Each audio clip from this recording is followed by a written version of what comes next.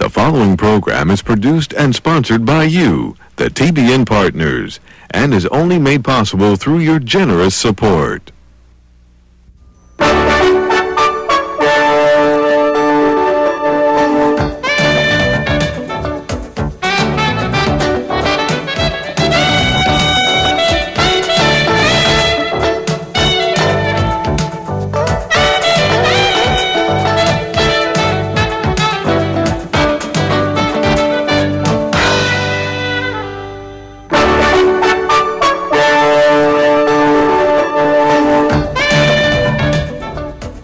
And welcome to this edition of Joy in Our Town. I'm your host, Lakeisha Carville, and today we're discussing a very important topic.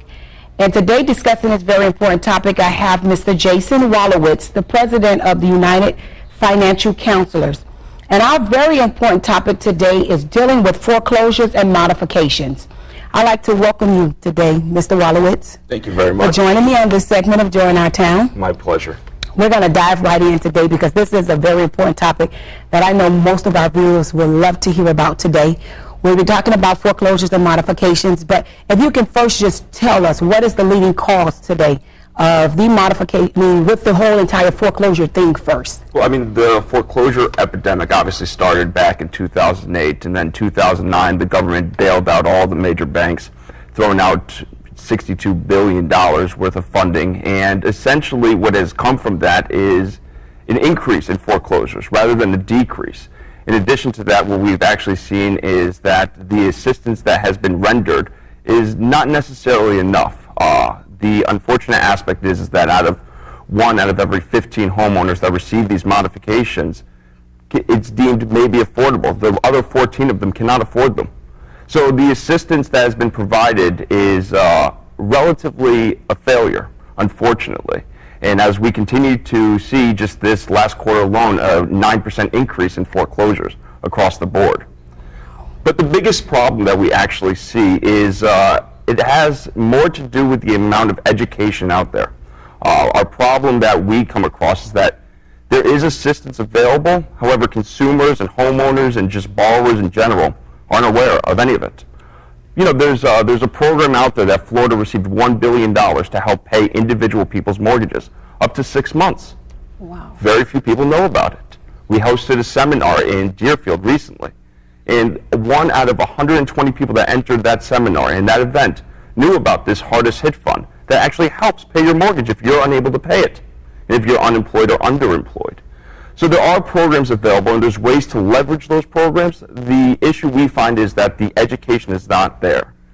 So our organization is United Financial Counselors. What we do is we attempt to provide that organization to the underserved and underprivileged community that otherwise would not be able to receive it anywhere else. Okay.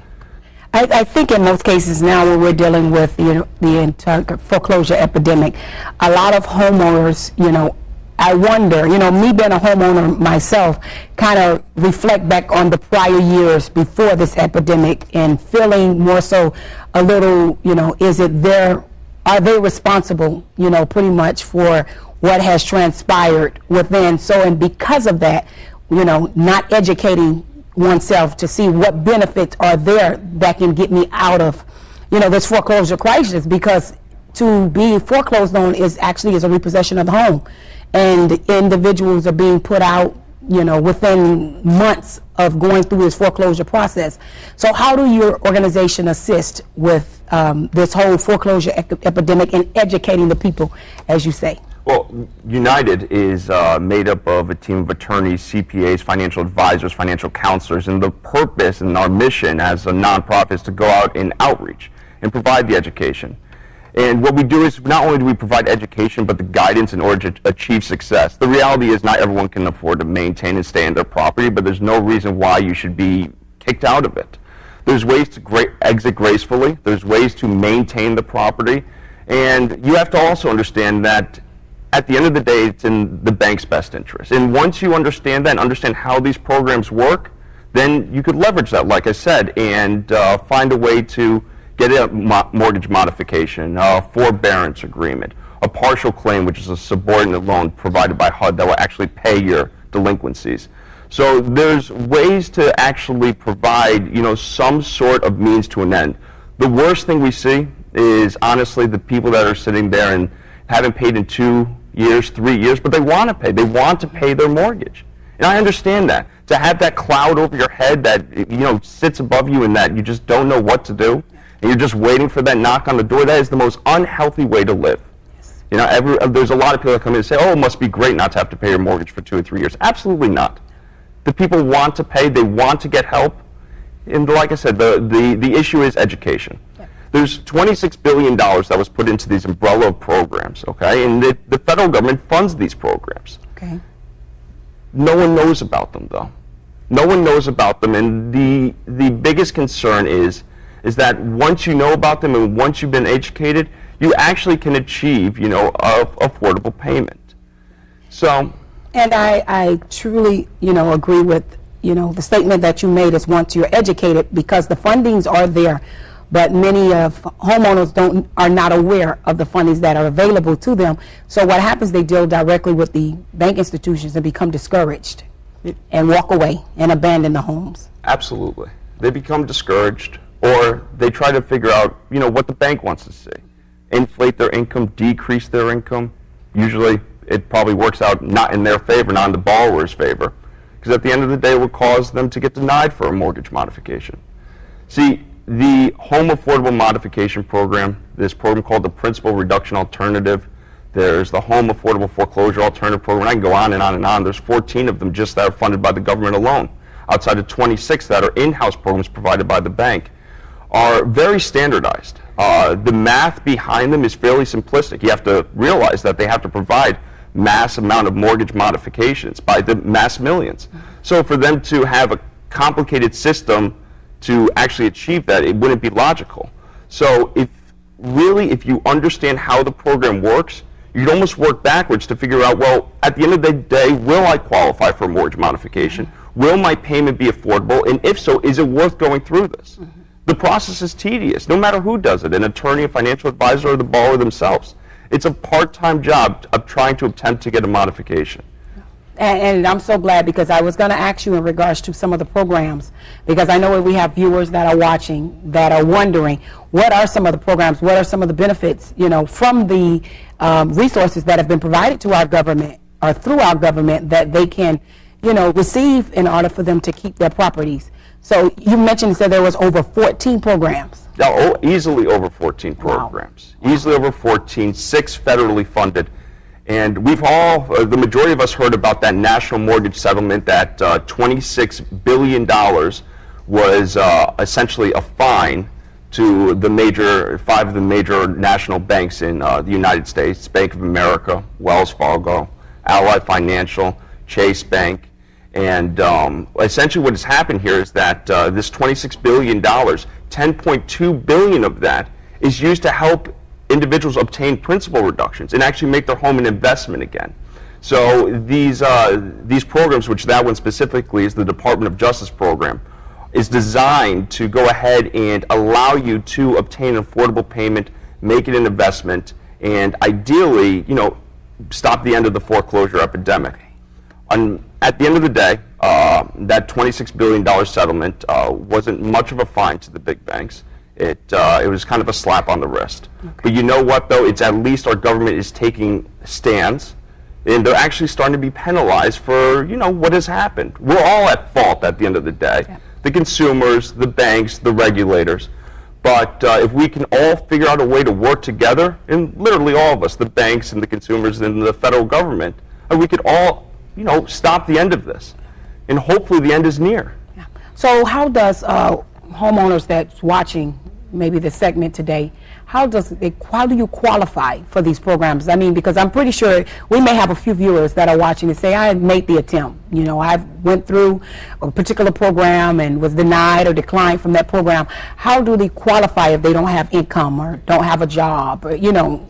It's an excellent question. It's not an easy answer. One, because there's so many programs out there, each has its own criteria. But the reality is they all focus on one standardized form of qualification. How can we reduce your mortgage payment to 31% of your gross income?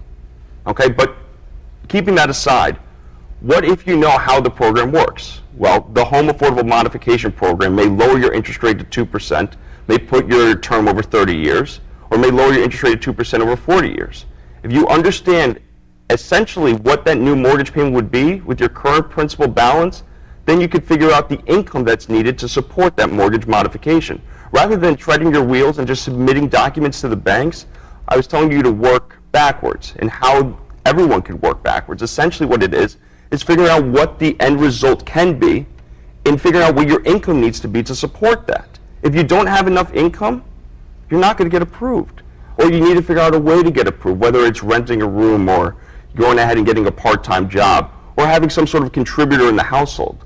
So if you know what the end result's going to be, then you know where your income needs to be. Then you know where your expenses, your assets, your liabilities. And that takes education. The seminars and events we host and just the one-on-one counseling we provide helps you figure what that is. And like I said, at the end of the day, it's so simplistic, it's scary. Okay. And so I know, Mr. Walowitz, you've been in the middle of this battle, fighting head on, educating homeowners, those that have contacted you, those that have worked with you over the course of the years since we've been in this epidemic. Have you seen any improvement in the fight of retaining homes? Because like I said, a lot of viewers become discouraged, walk away and abandon. But somebody needs to hear that there is hope today and, retaining their home. So have you seen any improvement whatsoever that can give our viewers some hope to continue to fight? We all have to realize that the mortgage modification industry or mortgage modifications did not exist prior to 2007, 2008. Short sales didn't exist. So this is all new. And during the start of this, the banks were just as confused as we were. How can you implement this and how to get it done? The process has no question gotten incredibly easier and better over the course of the years. And there's more programs now that were just implemented even back in February of this year. In every single month, it's actually somehow the banks are figuring out a way to make it easier for the borrowers to get approved. And they need it. The banks, the security investors, the federal government, they want people to stay in their home. Simply more, if they do, they profit from it. So at the end of the day, is things getting better? There's no question the process is getting easier and better. And is there hope? Absolutely. The question is how to find the education, how to find the means of getting approved, and essentially, like you said, retaining home ownership. Okay. Well, we're rolling down towards the end of our time for this segment. If you can quickly just look into the camera, leave your information. I know you guys at United Financial Counsels are doing a wonderful job in spreading and educating homeowners how they can prevent foreclosure, how they can receive modifications, and how they can retain and stay in their homes. Just look into the camera and just express, how they can reach you, how they can contact you, so we can at least, homeowners can receive that benefit as well of education and fighting this modification and foreclosure epidemic. Absolutely. United Financial Counsels is a nonprofit financial advocacy group. Our office is located in Broward and in North Miami Beach, also an office in Palm Beach. You can reach us by contacting us at 786-288-5320, or you can go to our website, unitedcounselors.org. Thank you so much, Jason. Let me just tell you, it's so refreshing to sit here on the couch with you today and you sharing all of this vital information, because like I said, this epidemic has been going on for the past couple of years with this financial and mortgage foreclosure crisis. And so many homeowners are hopeless, literally walking away from their homes, abandoning their homes. Families are being lost as a result of it because they don't know what to do. We don't know who to talk to, who can help, because we've seen so much deception, if you can say, over the past years. We trusted in this source, trusted in that source, trusted in that source, and many still lost their homes. And we see today that so many programs that are available that you strive to attempt to get modifications through, and it's just like, but I'm so glad today that you came to share this vital information with us. Thank you for taking out your time coming. Absolutely. Join me on the couch and join our town. It has been great. It's been wonderful. Viewers, you've heard from Mr. Walowitz today. If you need the help, reach out, receive it, so you can too stay in your home. Thank you again for watching this segment of Join Our Town, and I've been your host, Lakeisha Carville. Please stay tuned. I'll be right back with more. Thank you.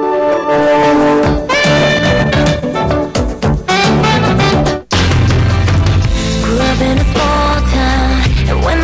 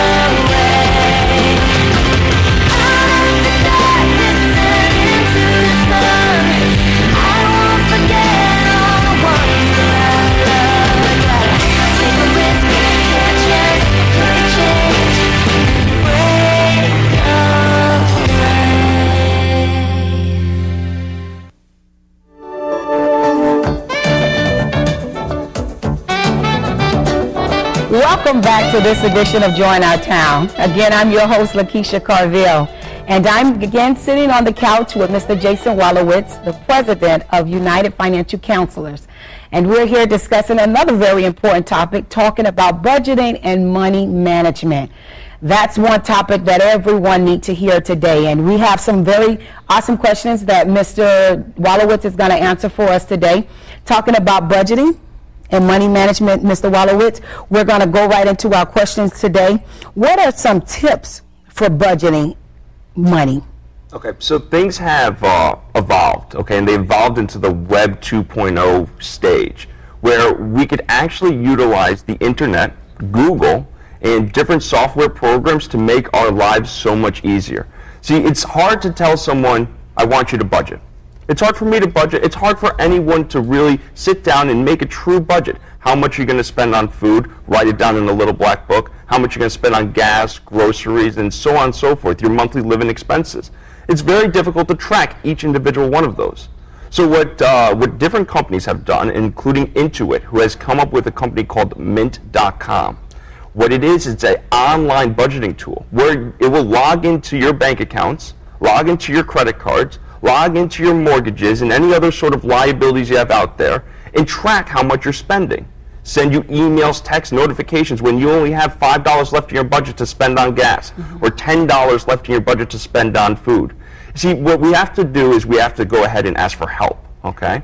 And self-help isn't necessarily enough. Guidance is what we need, and we need a structured way to achieve that. Mint.com is really cool. It's an online portal where you go in, it's a free software, and it's absolutely 100% secure. It's supported by Intuit, a publicly traded company that has gone ahead and set up a budgeting program that we could essentially manage our money through text messages, through emails. And it's extremely easy and a lot better for us to continue to evolve and save, essentially. I actually signed up myself for Mint.com maybe about 2 years ago, and I was truly amazed how that particular software actually works and managing your finances. I was blown away because it was able to draw in both of my accounts. And not only that, I input as far as credit cards and everything, and it tracked everything, allowed me, gave me the information of how long it would take to pay off a particular credit card. So it's a very informative software. It does the work for you, in other words, because as you mentioned, having that little black book, or either having your budgeting sheet, your mortgage and your gas, but it plugs, even just swiping your card. I remember going to the gas station and swiping my card, and it tells me my budget for the remaining of the month for gas and my budget for the remaining of the month for groceries. So it's truly an awesome software. So I'm so glad that you did mention Mint.com. But are there any other software programs that are accessible to consumers? There is actually one I'm quite a big fan of. I use myself. I promote it throughout our organization and basically in the public in general. It's called SmartyPig.com. Okay, SmartyPig is a software program backed by an FDI-insured bank. And what it does, it requires you, or it basically forces you to save. How does it do that? So what it does is actually you set up goals, whether a goal is to purchase a house, buy a TV, buy a car, or just have an emergency fund. You set up a goal anywhere between $3,000 and $50,000. You figure out the time frame as to when you want to accomplish that goal, whether it's 1 year or 10 years. And what it does is it will go ahead and actually withdraw funds from your account, place it into an FDI-insured bank account, and also pay you 1% interest. 1% interest in this market? Oh, okay. Excellent. But in all reality, though, the biggest focus is not necessarily the interest that you're gaining on the money. It's the ability to force savings, where it will actually dip in your account and put the money in this FDI-insured bank. Wow. And it's not as easy as you could just say, oh, I want my money back, let me transfer it quickly. Now, you could, of course, get your money back at any given time. But it takes a couple days, and it basically takes away those impulse buys, saying, oh, that TV looks nice, maybe if I just transfer the money back. Nope, you got to wait 5 days to get your money back. So then you have a chance to think about it, that cool-off period, as they like to call it. So SmartyPig.com and Mint.com, definitely one of the top ways to manage and save and budget.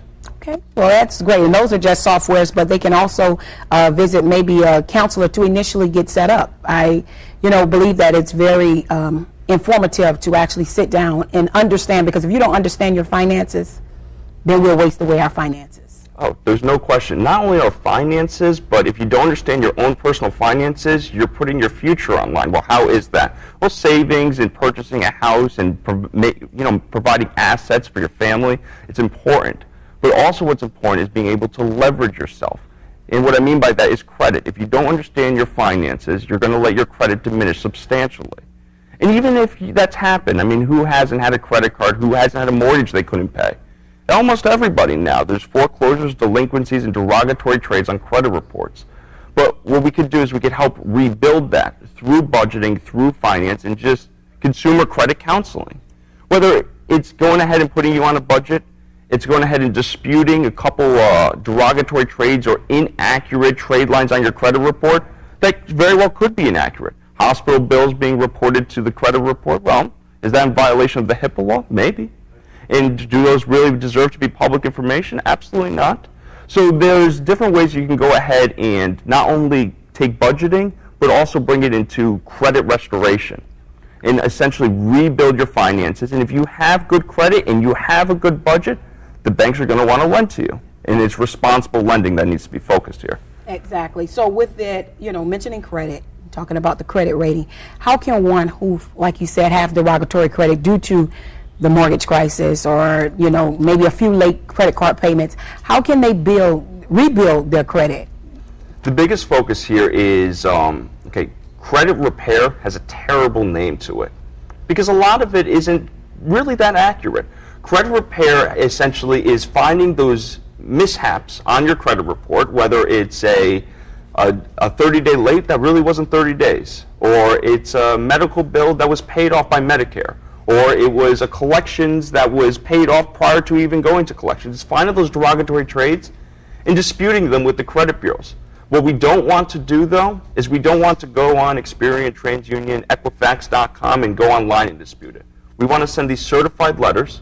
We want to state exactly what they've done wrong and what act they've basically violated, such as the Fair Debt Collection Practices Act. The act clearly states that they must respond to any letters that are sent to the bureaus within 30 days. If they don't, it's in violation of the FDCPA, the Fair Debt Collection Practices Act. In return, that derogatory trade must be taken off. So if you have questions on your credit report, I wouldn't go online. I wouldn't go ahead and put a dispute online. I'd clearly write out letters to the bureaus stating that they're in violation of the Fair Debt Collection Practices Act for the specific reason why, and request the removal of this derogatory trade. Well, the idea is they just don't respond. If they don't respond, it's out. Terrific. Okay. So that's a great way of restoring your credit. Really, I mean, that's the biggest focus is it's really not that complicated. It's having the education, the know-how how to do it. Exactly. And the FDIC, the FTC, all of this information is free and it's online. You don't need to pay thousands of dollars to have an agency do it for you. All you need is the counseling to get there.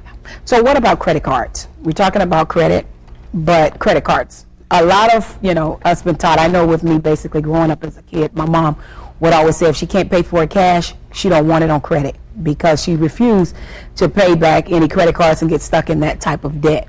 So with credit cards, in your professional experience, you're dealing counseling and educating as it pertains to money management, budgeting. Are credit cards beneficial to the consumers? Yeah. I don't have the same outlook as other people when it comes to credit cards. Most consumer credit counseling agencies and counseling agents alone and financial advisors want to really get away from the credit cards. I don't think that's necessary because I think credit cards provide something good, something you could leverage.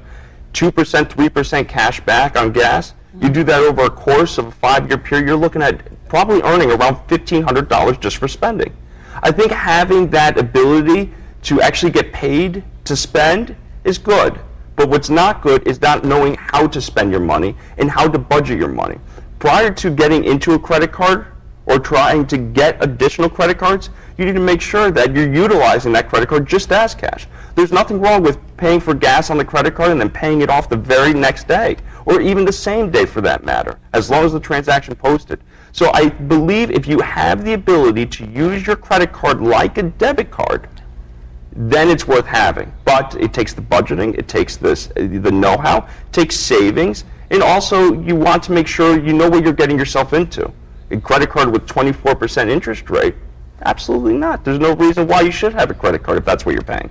There's credit cards out there that will give you 5%, 6%. It takes the credit to do that. If you don't have the credit to do that, you do not need a credit card right now, because there's a reason you don't. But there's ways to go ahead and clean up the credit report, set up the budgeting, and really reestablish. Okay. So with that credit card and that percentage rate that you mentioned, if it's 26%, you don't need a credit card. So I really, love that statement, because in other words, you don't have a credit. You don't have the credit that you need to actually have that card, so they charge you a higher interest rate. But as you mentioned, having to pay cash or using that card as, from credit to cash, you're making whatever purchases, and within that same month or before that billing cycle to completely pay off the card. Exactly. And not only what is that going to help you do, you'll get cash back on your money. It's going to help you budget. And in addition to that, it's going to help you rebuild your credit. See, the creditors like you to spend money. The more money you spend on that credit card, the better. But it has to be the more money you spend, the more money you're making. So you got to keep that in mind. And in addition to that, credit is a luxury, okay? It's not a necessity. It's a luxury, and we need to treat it as one. So just as well as if you don't pay that car note, they're going to take that car from you. If you don't pay that credit card, they could take your future away from you, which means buying a house. It means going ahead and buying that next car for your daughter, your child. So you need to treat it as a gift rather than as a, what would be the word? Rather than someone just taking advantage of it, really. Okay. And so identity theft. Let's talk about that briefly, because a lot of, consumers have become a victim of identity theft, and as a result, their credit is destroyed.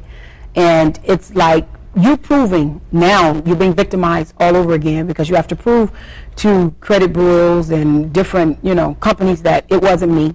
So how do one protect themselves from identity theft? There's no question. And I mean, we see that a lot, especially when there's a senior and a junior, father and son, or someone just relatively with the same name. So what are the ways to protect them? I highly believe in a lot of these companies offer credit notifications, ways to notify you when someone's looking at your credit report, when someone's pulling your credit report, or when a trade line's open. These services may cost $15 a month, but $15 well spent before someone takes advantage of you. Well, that's wonderful information. Protecting yourself from identity theft, also managing your money.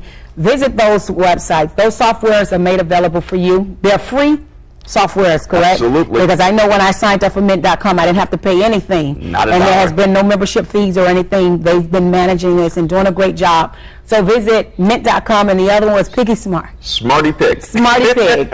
Okay, so those are great softwares that you can visit to help budget your finances. And again, I'd like to thank you, Mr. Walowitz, for joining us on this segment of Joy in Our Town. I've been your host, Lakeisha Carville, and of course, I will see you next time. You have a great one. Thank you. This program has been sponsored by the Trinity Broadcasting Network and made possible by your telephone dollars. Your continual support can keep Joy in Our Town brought to your home every day. So write Joy in Our Town, P.O. Box A, Santa Ana, California, 92711. The views and opinions expressed on this program do not necessarily reflect those of this station or the Trinity Broadcasting